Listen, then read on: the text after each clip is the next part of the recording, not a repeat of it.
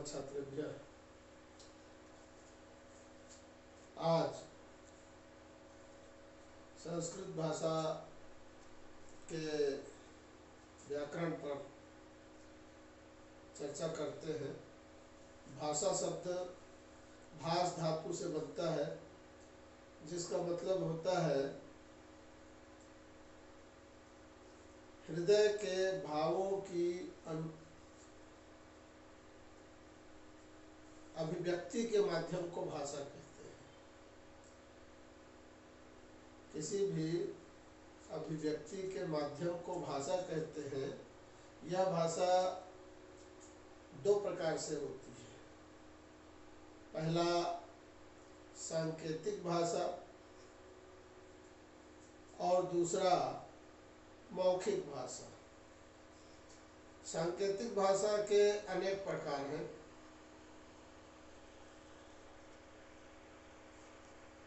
हस्त संचालन के माध्यम से, जैसे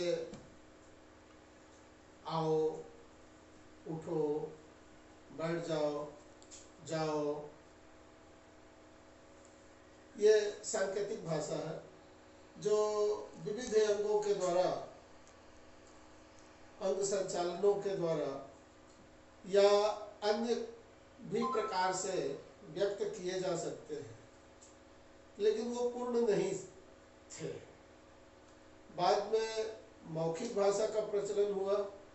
ये अपने अपने जगह पे अलग अलग रूप में पाए जाते हैं।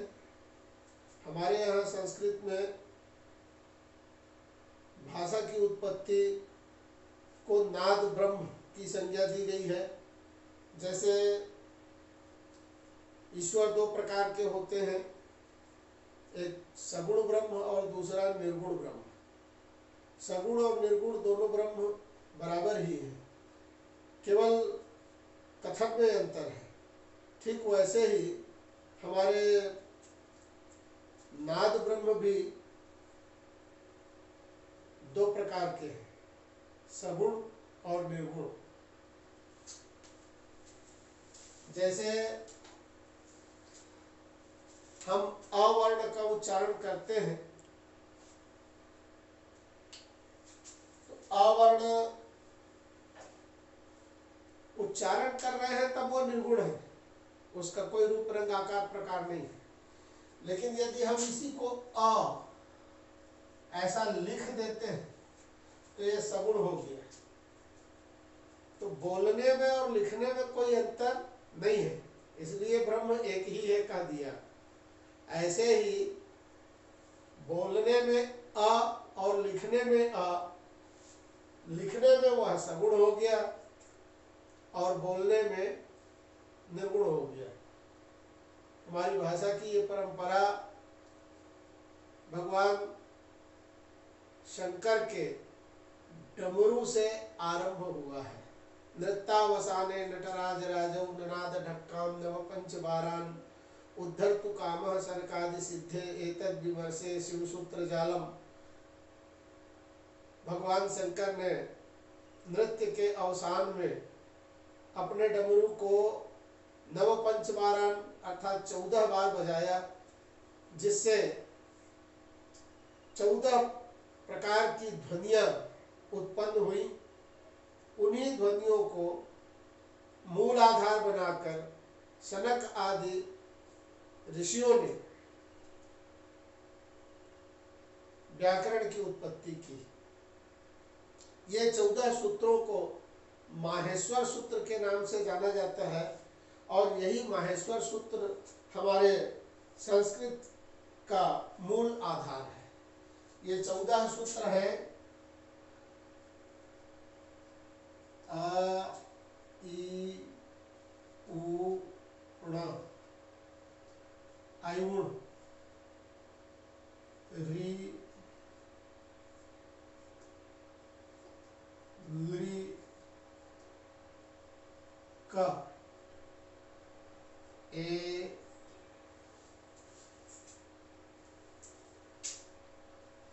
ओ, ग, ऐ,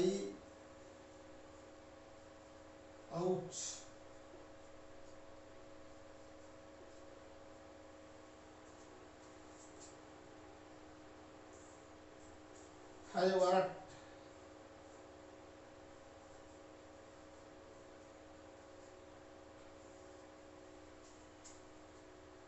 लड़,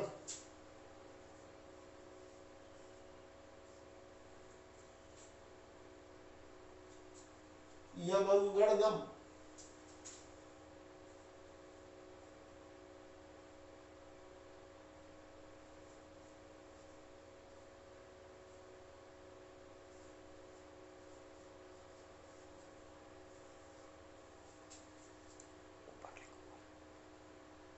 झमई, ऊपर लिख दे, बोला ऊपर लिख दे।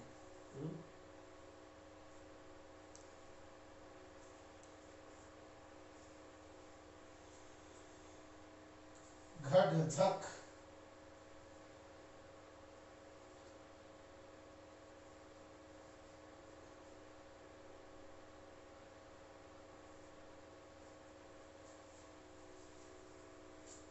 जबगढ़ 10,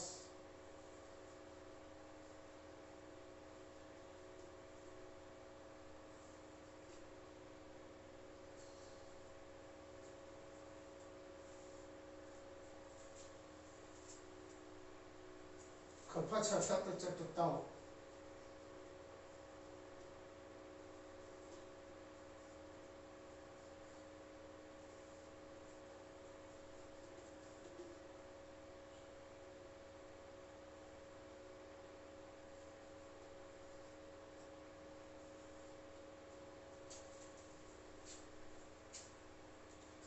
कपाय,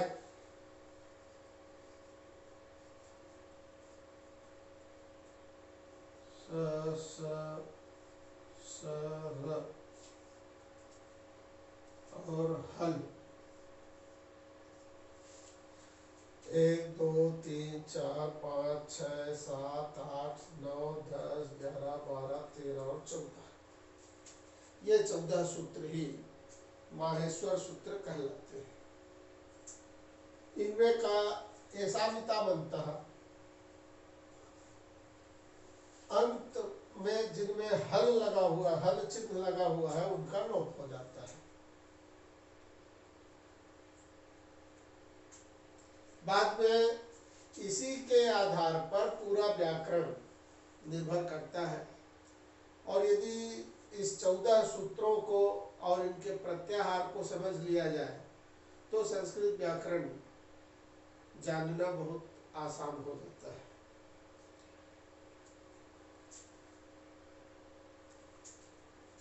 इसमें बाद में हम अण प्रत्यय, अक प्रत्यय, अच संधि, हल संधि इत्यादि को जानेंगे। अभी महर्षि पाणिनि के द्वारा 44 प्रत्याहार बनाए गए हैं। इन प्रत्याहारों के बारे में बाद में चर्चा करेंगे। फिलहाल हम इनके वर्णों के भेद के बारे में जानते हैं। स्वर वर्ण, संस्कृत में स्वर वर्णों की संख्या 13 है।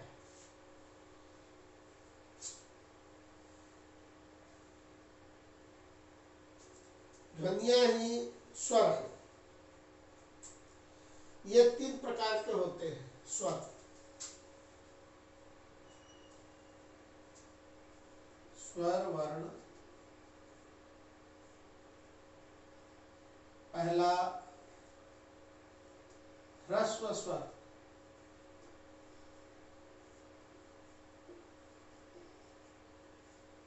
दूसरा दीर्घ स्वर,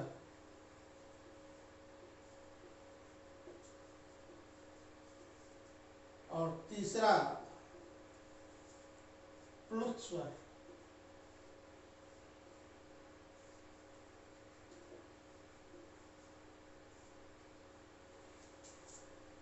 हिंदी में ह्रस्व और दीर्घ वर्ण होते हैं, लेकिन प्लुत वर्ण नहीं होते।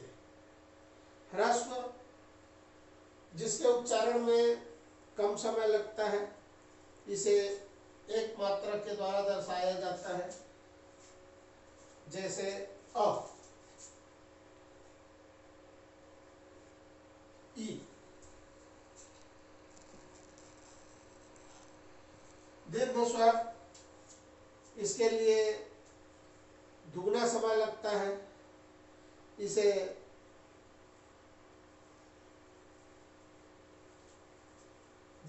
दरअसल दीर्घ स्वर ह्रस्व स्वर के ही संयोग से बनता है। अ धन अ बराबर आ। अभी उसको हम संधि में और अच्छी तरह से समझेंगे।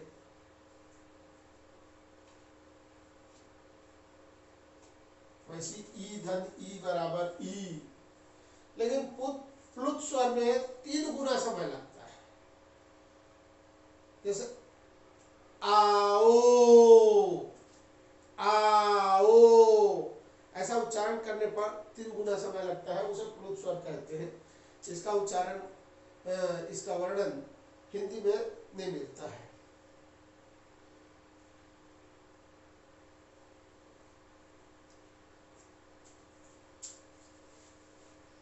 ह्रस्व स्वर,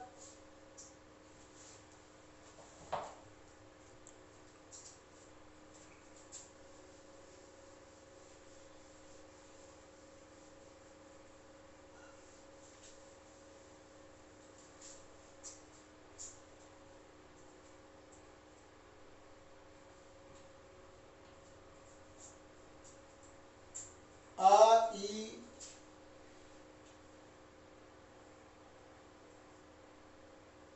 अ ई उ री, यह ह्रस्व स्वर है।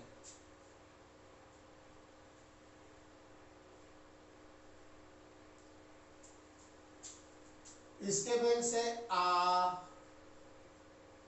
ई, उ,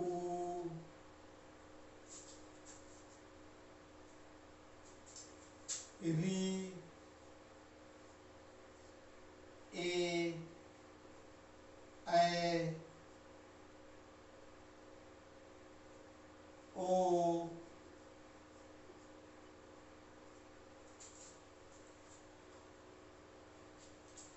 औ,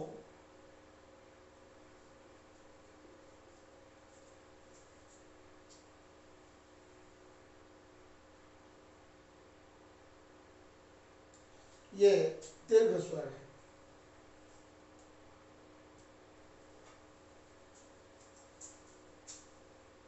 हमारे संस्कृत में उपयोग होता है ओम।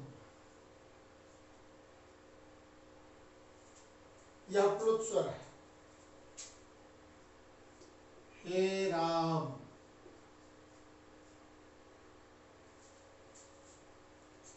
हे प्रभु,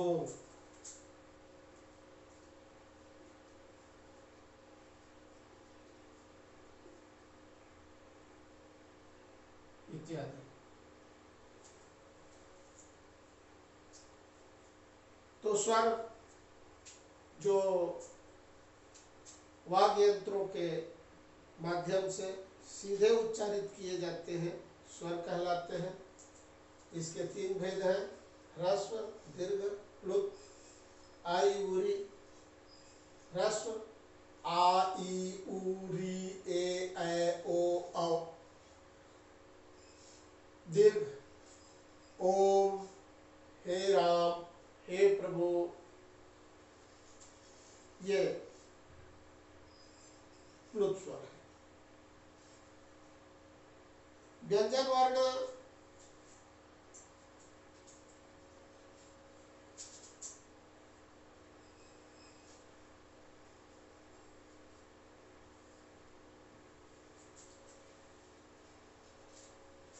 जैसा कि आप सभी को ज्ञात है,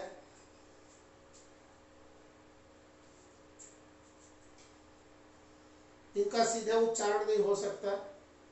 इसके लिए स्वर वर्ण की सहायता ली जाती है। संस्कृत में इनकी संख्या 35 है। स्वर की संख्या बताया हमने 13।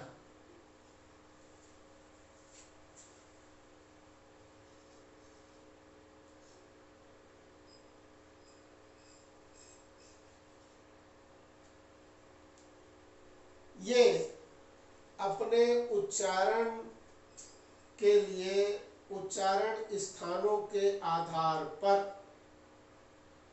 अलग अलग प्रकारों में बांटा जाता है। उसके आधार पर जैसे हम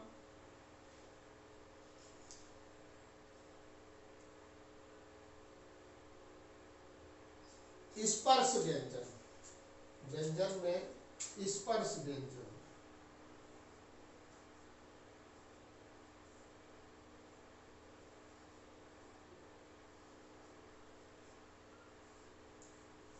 इनकी संख्या 25 है।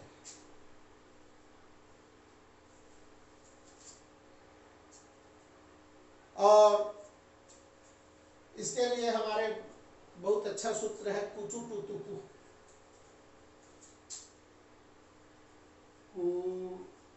चू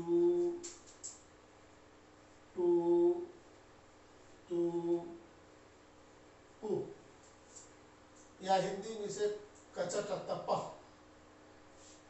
तो 4 1 5, 5 5 25 का वर्ग, इन्हीं के आधार पर इनका वर्ग निर्धारित किया जाता है। कु का हो गया का वर्ग कहेंगे।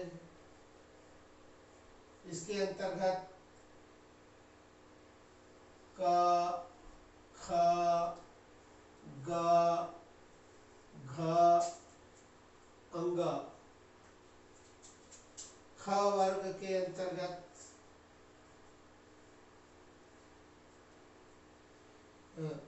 च वर्ग, खंड।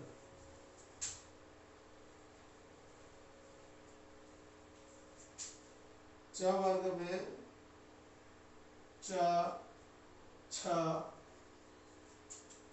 ज, झ, य। फिर ट वर्ग,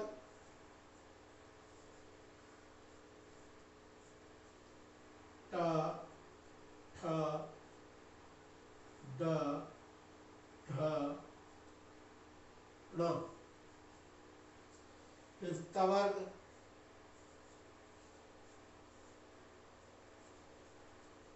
त, थ, द,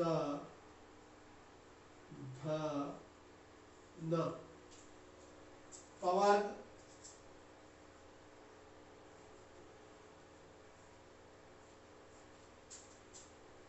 प, फ, ब, भ, म।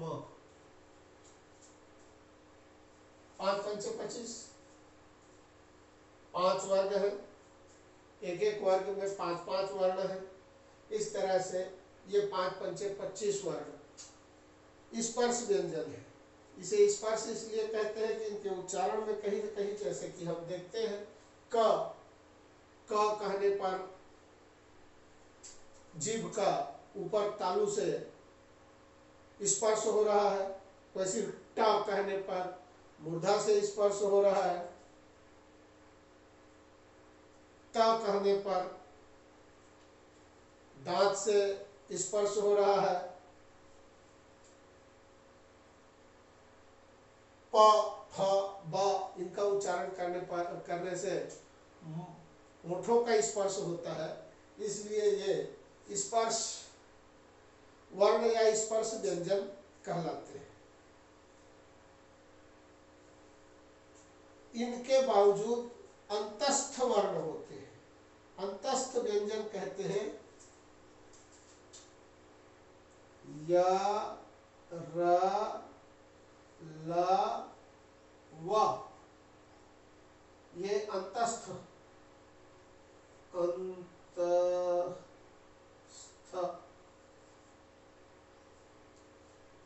ये अंतस्थ व्यंजन है।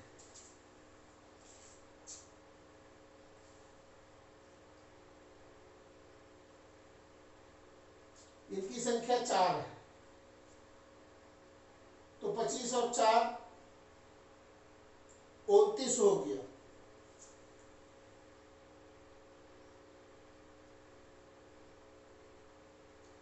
फिर होता है अघोष वर्ण, या इसी को ऊष्म वर्ण भी कहते हैं, ऊष्म व्यंजन। इनकी संख्या भी 3 है।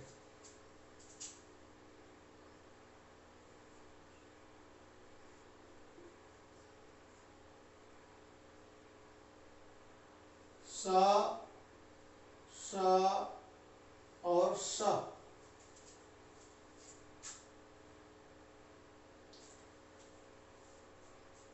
तो 25 और 4 29 और 3 32।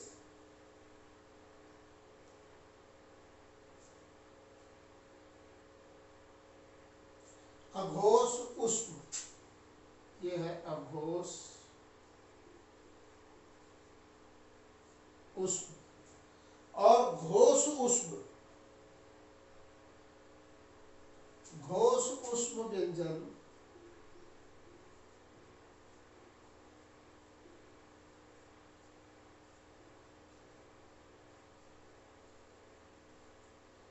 इसकी संख्या मात्र 1 है, ह। 32 और 1 हो गया 33। और अघोष ऊष्म के अंतर्गत एक और वर्ण आता है जिसे विसर्ग कहते हैं। हम लोग हिंदी में अह जिस वर्ण का उच्चारण करते हैं, दरअसल वो मात्र 2 बिंदी भर होते हैं जो किसी भी वर्ण के अंत में लगते हैं, वही विसर्ग कहलाता है। और आठवां है अनुनासिक।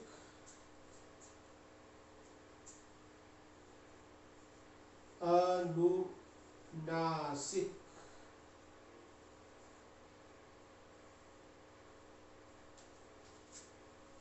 इसका उच्चारण नाक से होता है, जिसे हम हिंदी में अम के नाम से जानते हैं। अम।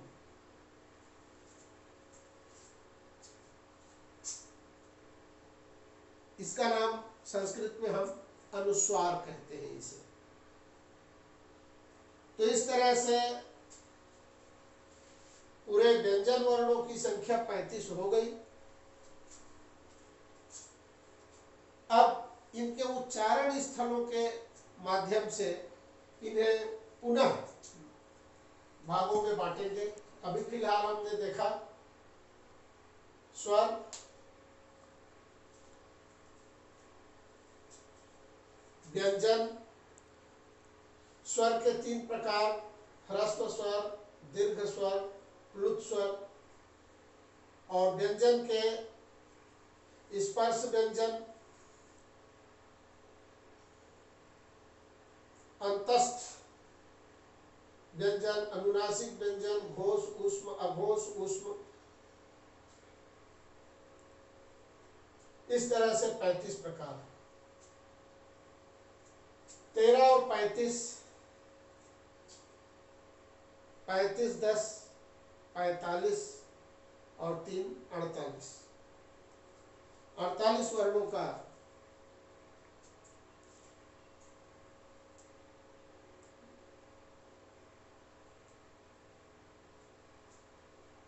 वर्णन संस्कृत व्याकरण में होता है। फिर उसके अनेक भेद होते हैं, सभी के दीर्घ,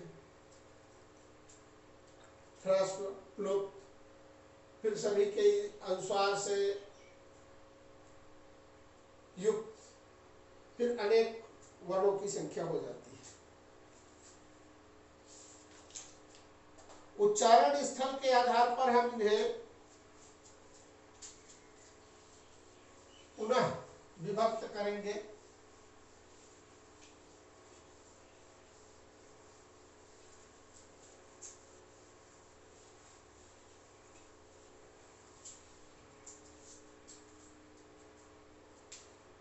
इसमें है कंठ्य।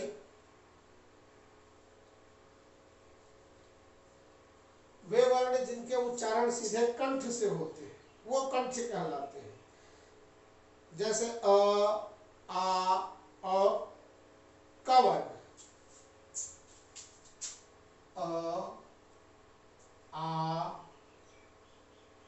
क वर्ण,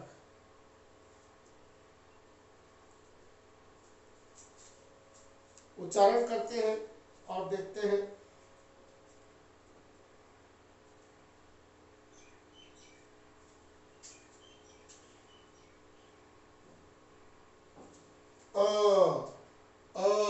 सीधे स्वर से निकल रहा है, आ, कहीं पे कोई डिस्टर्ब नहीं हो रहा है। वैसे क, ख, ग, घ, ङ, ह,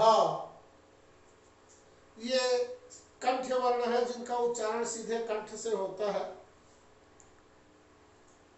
दूसरा है तालव्य, जिनके उच्चारण करने में तालु की सहायता ली जाती है, वो तालव्य कहलाते हैं।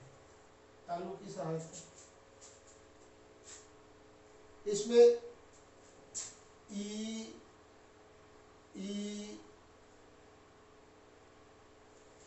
च वर्ण,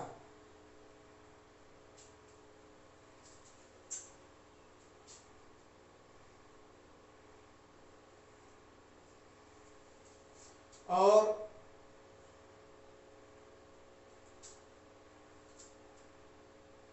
व, या और सा, ई कहने से ऊपर वायु जाता है तालु की ओर, ई ज्यादा स्पष्ट हो जाता है च वर्ग के उच्चारण से। च, छ, ज, झ, ये जीभ का ऊपर जाना होता है, तालु से स्पर्श होता है। ज, झ, य, वैसे य कहने से जीभ का तालु से स्पर्श होता है। और श, तालव्य स, इसीलिए इसे कहते हैं हम लोग हिंदी में इसको शंख के स कह देते हैं, ये असल में तालव्य स है। फिर इसका मूर्धन्य,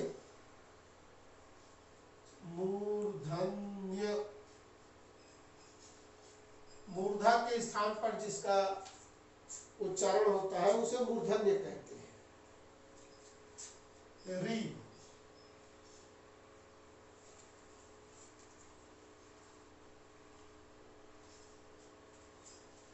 दोनों री है इसके अंतर्गत, बड़ा री छोटा री। ट वर्ग अभी उच्चारण से स्पष्ट हो जाएगा।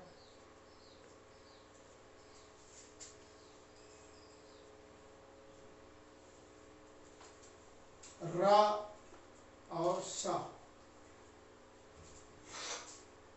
ऋ, ऋषि, ऋषि, ऋषि, ऋषि कहेंगे तालु से और ऊपर सबसे टॉप में जीभ का स्पर्श होता है, और इसको स्पष्ट करने के लिए ट वर्ग का उच्चारण करते हैं। ट, ठ, ड, ढ, ण। ट, जीभ पहले उलटता है और उसके बाद ऊपर में जाके जिस स्थान को स्पर्श करता है उसी का नाम है मूर्धा। मूर्धा के स्पर्श से जिन वर्णों का उच्चारण हो उन्हें मूर्धन्य कहते हैं। र उसी के अंतर्गत आता है, और ष, षडानन, षटकोण इत्यादि। फिर होता है दंत्य,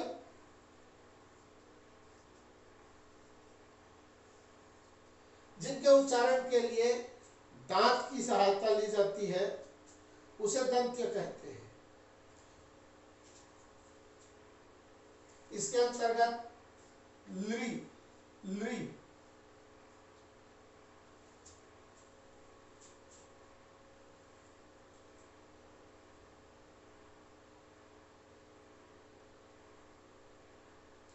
तवर्ग,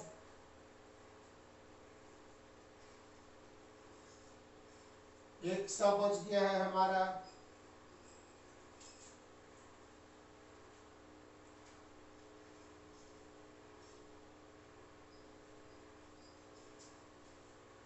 इसमें देखते हैं लृ, लृ, त, थ, द, ध, न।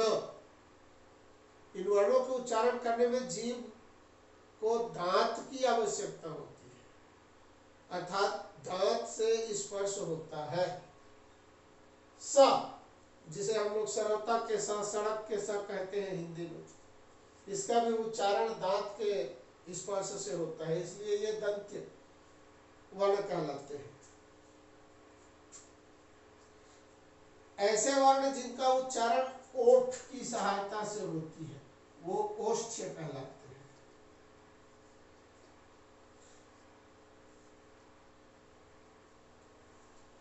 ओठ की सहायता से।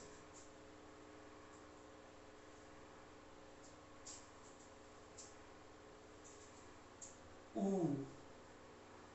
ऊ, पवर्ग,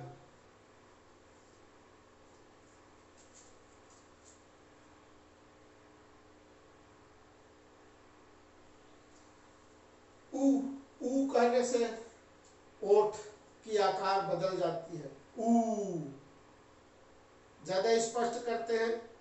प, फ, ब, भ, म। बिना ओठ के सहायता से इन वर्णों का उच्चारण नहीं हो सकता।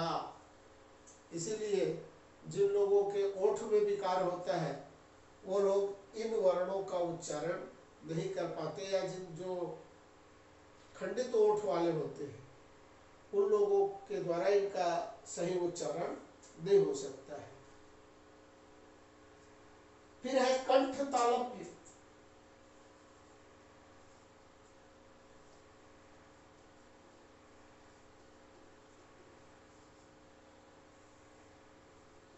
ऐसे वर्ण जिनके उच्चारण के लिए कंठ और तालु दोनों का सहयोग लेना पड़ता है कंठ तालव्य कहलाते हैं। ये है ए,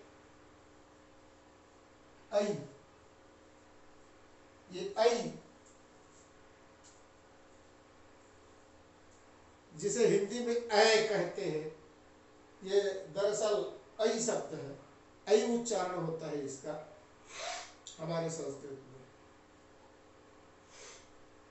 इसलिए हम लोग मैया, गैया, भैया उच्चारण करते हैं। मैया, गैया, भैया ये नहीं करते। गवैया न कि गवैया। इनके उच्चारण के लिए कंठ और तालु दोनों का उपयोग होता है। वैसे ही कंठ्योष्ठ, कंठ और ओठ,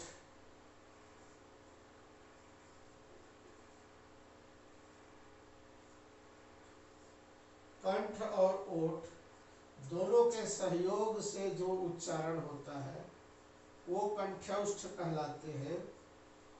ओ, औ, ओ, औ, ओ, यहाँ ओ उच्चारण करते हैं तो तालु में तो हवा जाती है, लेकिन ओ ओठ भी उसके ओठ के रूप में विकार आता है, ये कंठ्योष्ठ कहलाते हैं। वैसे दंत्योष्ठ, दंत्योष्ठ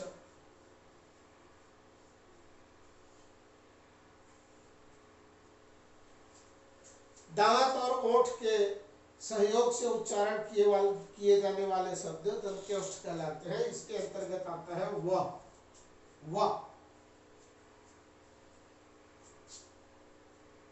नासिक्य, जिनका उच्चारण नाक के सहयोग से होता है वो नासिक्य कहलाते हैं। और इसके अंतर्गत हमारे सारे वर्णों वर्णों के जो पंचमाक्षर पंचम वर्ण है, जैसे ङ, ञ, ण, न, यमन गणनम, ये जो हमारा उसमें महेश्वर सूत्र में है, अंग, य, न, म, ये नासिक कहलाते हैं। इस आधार पर हमने देखा उच्चारण स्थान के आधार पर वर्णों को 9 भागों में विभाजित किया गया।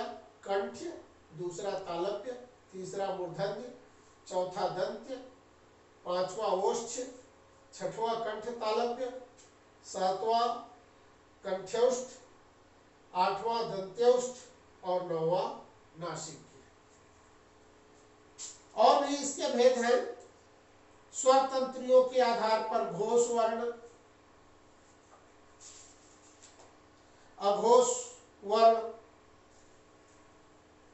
घोष वर्ण अघोष वर्ण के बारे में वैसे हमने पहले बता दिया है, जिनके उच्चारण में स्वर तंत्रियों का बहुत पास आ जाना होता है और स्वर तंत्रियों में आपस में संघर्ष होता है, तो घर्षण के कारण ये घोष कहलाते हैं।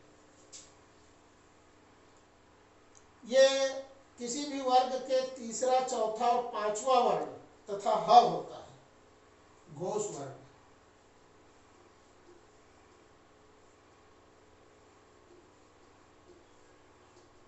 वर्ग के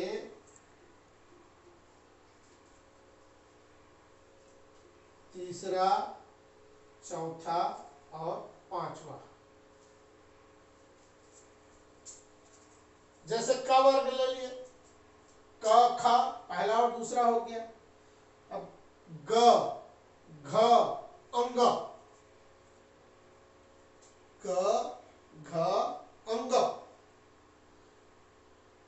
इनके उच्चारण में जीभ का ऊपर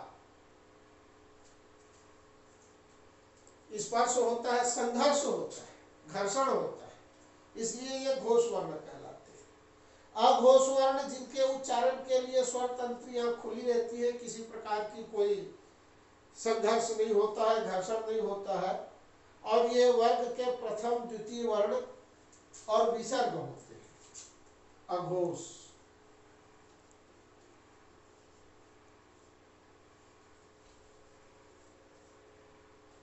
वर्ग के पहला, दूसरा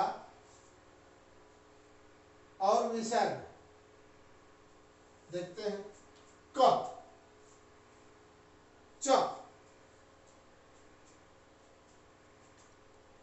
पहला, दूसरा, क, ख, च, छ, ये अघोष वर्ण। और अह ये अघोष वर्ण कहलाते हैं। वैसे ही प्राण के आधार पर, श्वास वायु के शक्ति के प्राण के आधार पर अल्प प्राण और महाप्राण, 2 और भी प्रकार हैं। अल्प प्राण,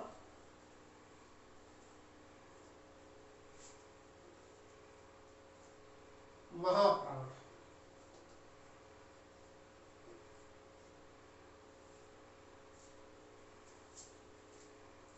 अल्प प्राण, इसके उच्चारण में वायु का कम प्रयोग होता है। पहला, तीसरा और पांचवा वर्ण।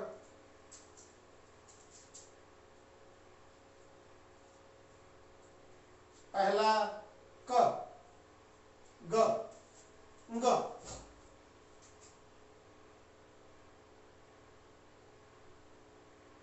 च, च, य। बहुत कम वायु में ही इसका उच्चारण हो जाता है, श्वास ज्यादा लेना नहीं पड़ता, इसलिए इसे अल्प प्राण कहते हैं। महाप्राण जिसके उच्चारण में वायु का प्रयोग अधिक होता है, यह दूसरा और चौथा वर्ण होता है। ख, छ, ठ, थ, इनके उच्चारण में अधिक वायु की आवश्यकता होती है या वायु अधिक निकलता है, इसलिए इसे महाप्राण वर्ण कहते हैं। इस तरह हमने आज संज्ञा परिचय के आधार पर वर्णों का परिचय किया, जिसमें वर्णों के उच्चारण स्थान के आधार पर और अंगों के आधार पर उनके वर्गीकरण को देखा। धन्यवाद।